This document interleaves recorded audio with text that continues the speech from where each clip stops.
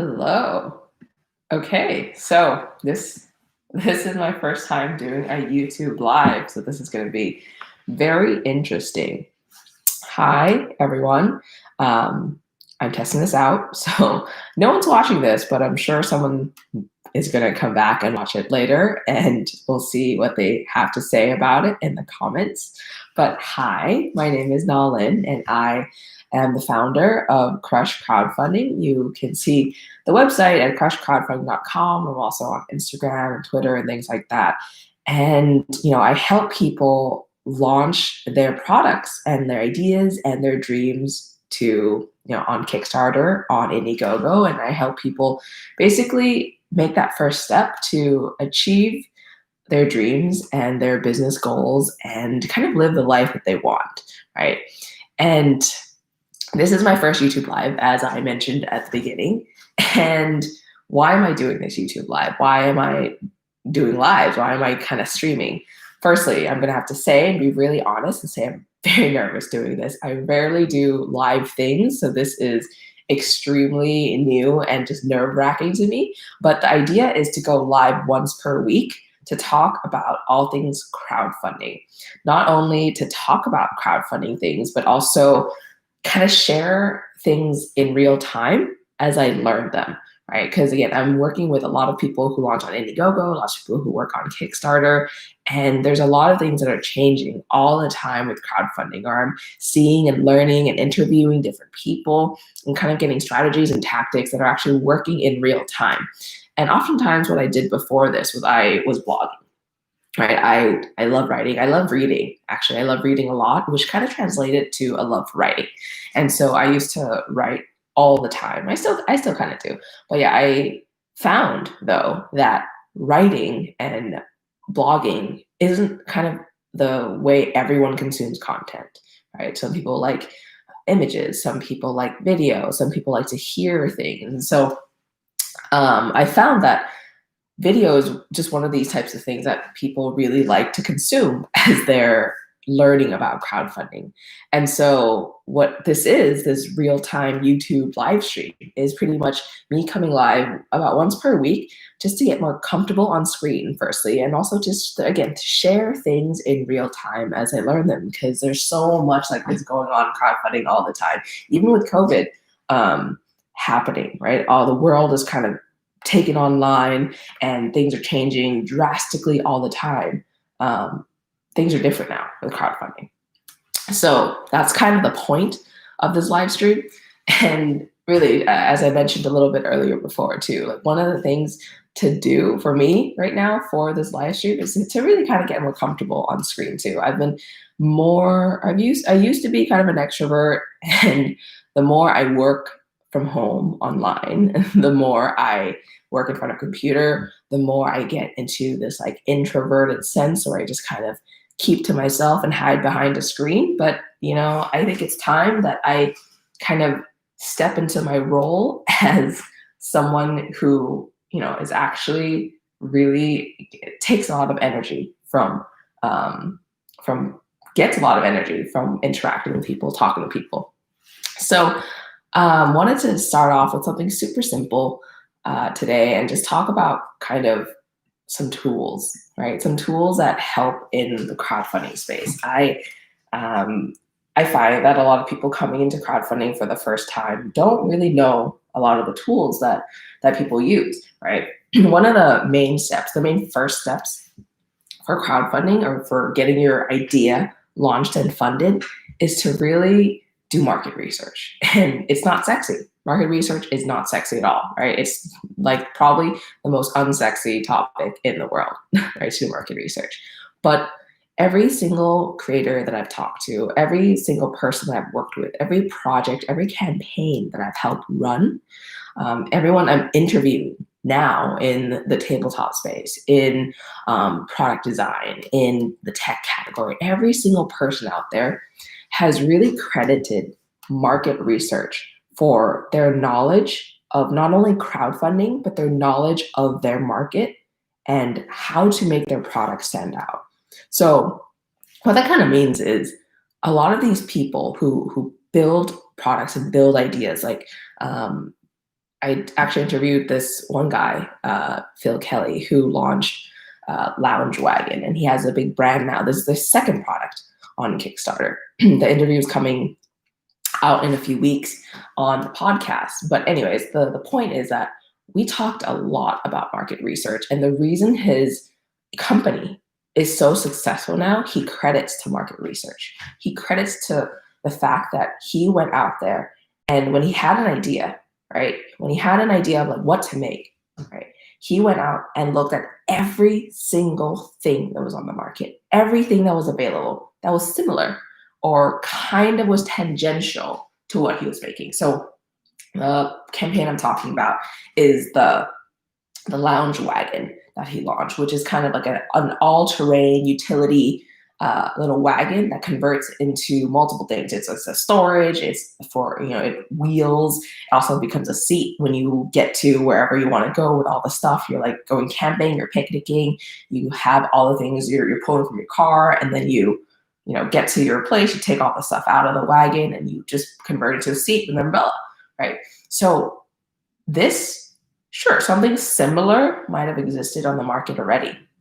But what Phil did was he literally looked at every single other wagon out there, every convertible chair out there, every like storage rolly solution out there, from very low price point products to very high price point ones, from ones that are tailored towards kids, from ones that are tailored towards really much older people. And he looked at the entire market and was like, okay, where can I stand out? What can I do to make my product really stand out? And he literally mapped it all out and made sure that whatever he's envisioning, whatever he's creating, met a need that was in the market that wasn't filled yet. He created something that not only carries, but also converts into a really functional chair. And there's not a lot of these things in the market yet, but you think that there would be, because it's a big need when you go to the beach, when you go camping, when you go picnicking, when you go to these outdoor spaces, right?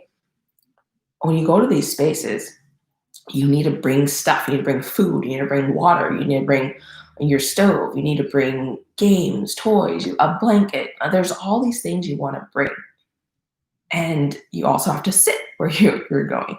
And he was like, why was there nothing in the mainstream market that puts it all together?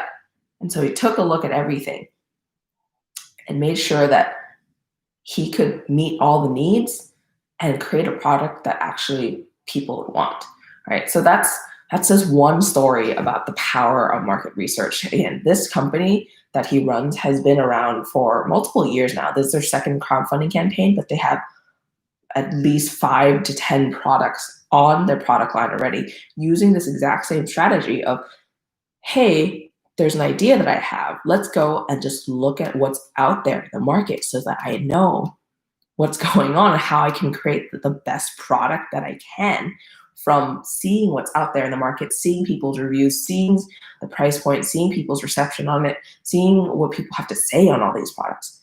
And yes, it's not a sexy product, but it's not a sexy idea to talk about market research, but that the kind of strategy behind it is so that you can have a holistic view of the entire marketplace.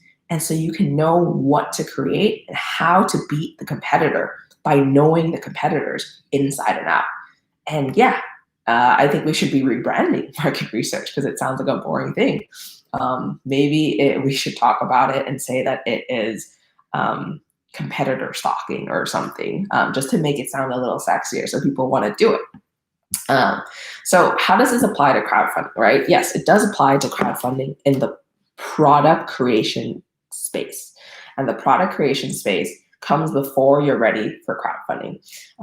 Let's backtrack a bit. I like to say that for crowdfunding to really, really be effective, for crowdfunding to really, really work, there's two things. There's the product that you need.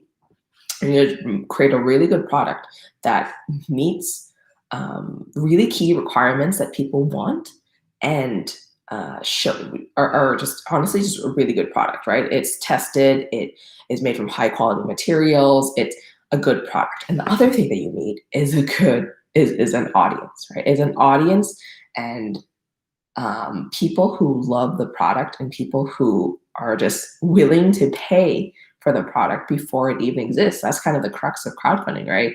People are prepaying for a product and helping you create that idea. So market research is very important in the product side. We talked about why that's important. We talked about kind of how to do it, right? If you have an idea, just go look at stuff that's out there and just take notes. Look at different price points, reviews, things like that. When it comes to the marketing side too, market research is so incredibly important. Marketing is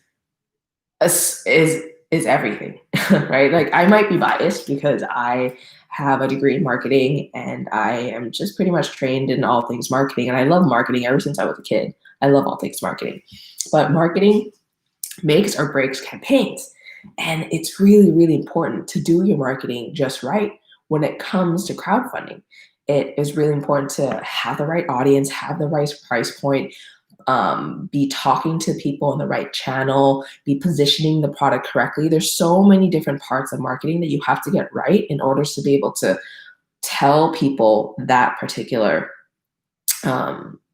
make people resonate with that story and make people resonate with that product. And so they'll want to buy your product, right? And so when it comes to marketing and when it comes to crowdfunding for your project, there's some tools that I like to use, right? First, so that's kind of a long-winded introduction to kind of some of the tools that I use when I do market research, right? So yeah, let's kind of talk about some of these tools because we already kind of covered why marketing is so important. Again, big picture view, so you see what your competitors are doing so that you can beat them out in some way, right? One of the tools that I really use that all the time is actually it's Google Trends, right? Super easy, google.com/trends. What that shows is, if there's seasonality, how do you say that word? Seasonality, yeah. Seasonality or cyclicality, I don't know if that's a word or not, but seasonality to any of the products that you want to launch, right? So for example, I helped launch this phone case right here a while back when I was working at an agency. So I helped launch this phone case. And one of the things that we found was that using google.com/trends, right? This tool right here, we took a look at the entire phone case space.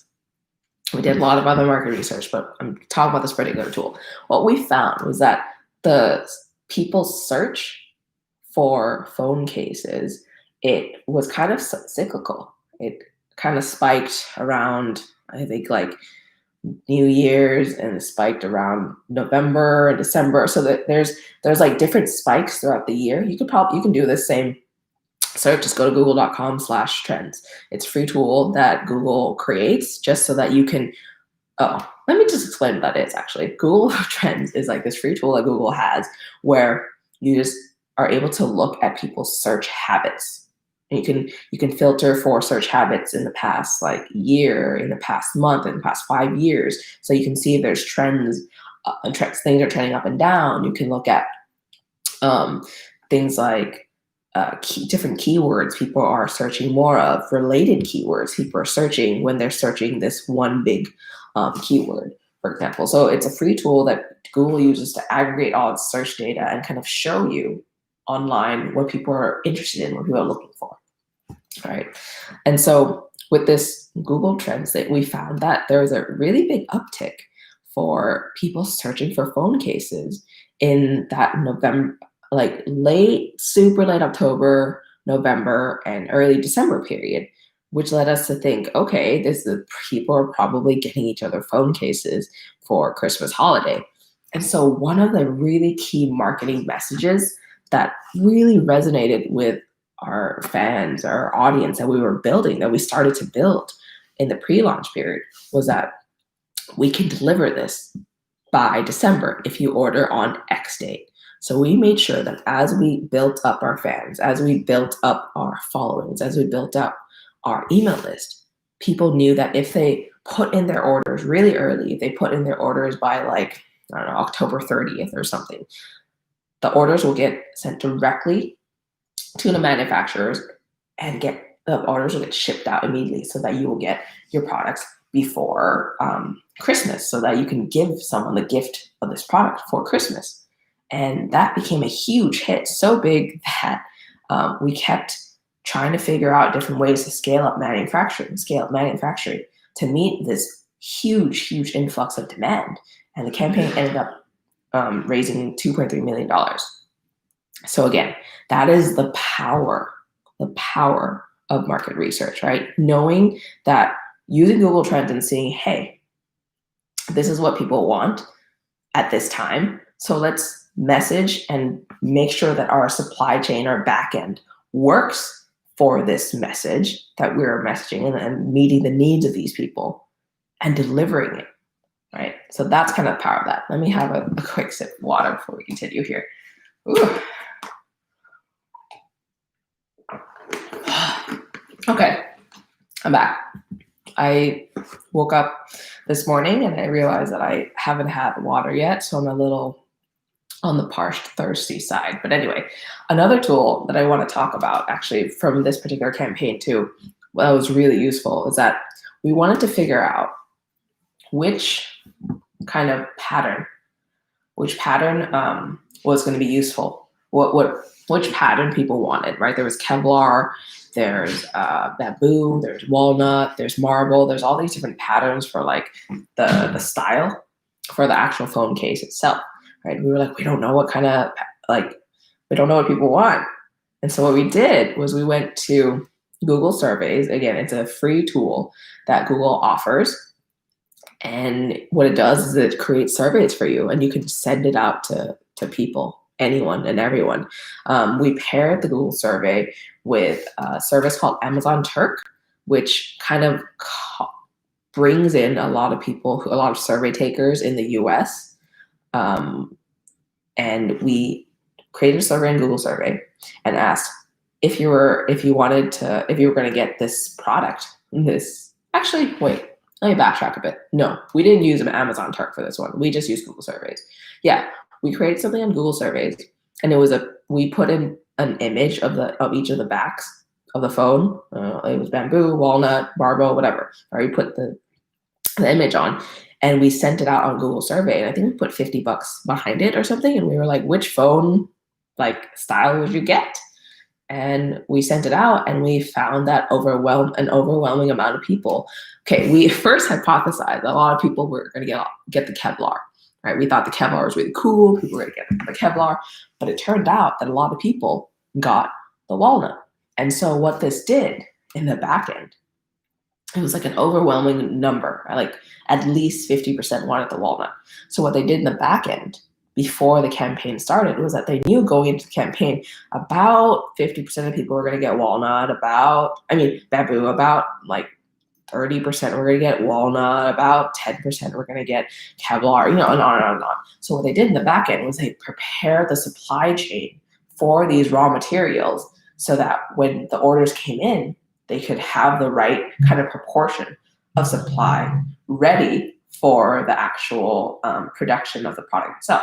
So again, that's another really powerful example of the importance of market research. We literally just went out and asked the market what they want so that they could prepare on the back end what the supply was going to be like. And it turned out that the proportions that we found matched the exact proportions that came from the crowdfunding campaign, came from the actual launch itself, because that is kind of the power of just asking the market or doing that research, right? Doing that research beforehand so that you can prepare for what's to come when you do actually launch. So that was two tools. Let's talk about like another tool, right? Three is a good number, right? So we talked about Google Trends, where you can see if your product's cyclical or not, and if it's cyclical, you can even plan to launch when that uptick is for your particular campaign, right? The second thing is Google Surveys, which again is free, but if you want to send out surveys, you have to pay for it. But anyway, it's really cheap.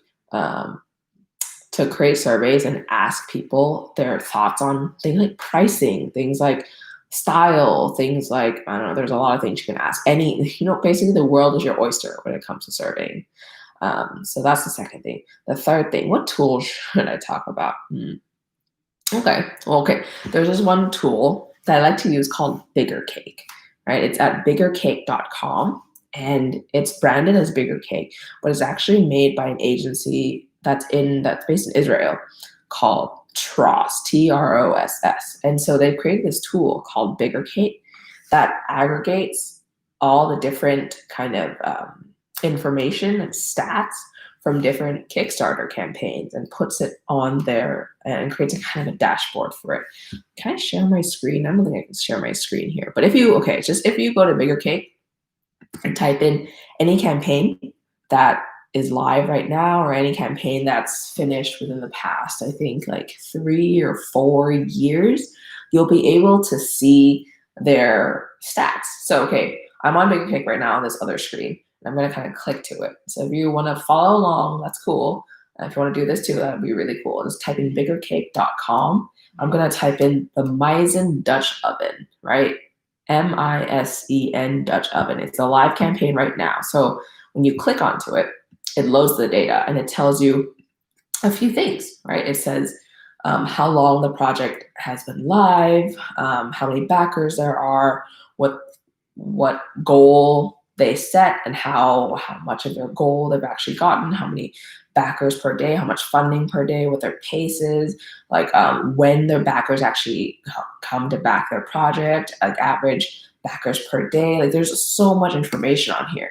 So what this tells you, right? Where like for me as someone who actually helps people launch products to market, like what do I look at, right? Because I can tell you to look at this all day, but like what do I look at, right? So let's talk about some of that. If you scroll down to the funding section, you'll see that their first day is huge. Their first day they raised $964,000. They almost hit $1 million on their first day. So what that tells me is that they did a huge pre-launch campaign. They invested a lot of money, time into building up an email list and hyping up their email list to say, hey, we're launching, come get our product right now, right? So that's the first thing. The second thing I look at is also something like community. Not only am I looking at new backers versus returning backers, but I'm also looking at where these backers are from. Because if I'm launching a kitchen product that this Misen Dutch Oven thing is a kitchen product, if I'm launching a kitchen product, I'm going to for sure see where their audience is coming from so that I can start targeting those same markets. So for example, US is the largest market, which it is for Kickstarter, Canada, UK, Australia, Germany.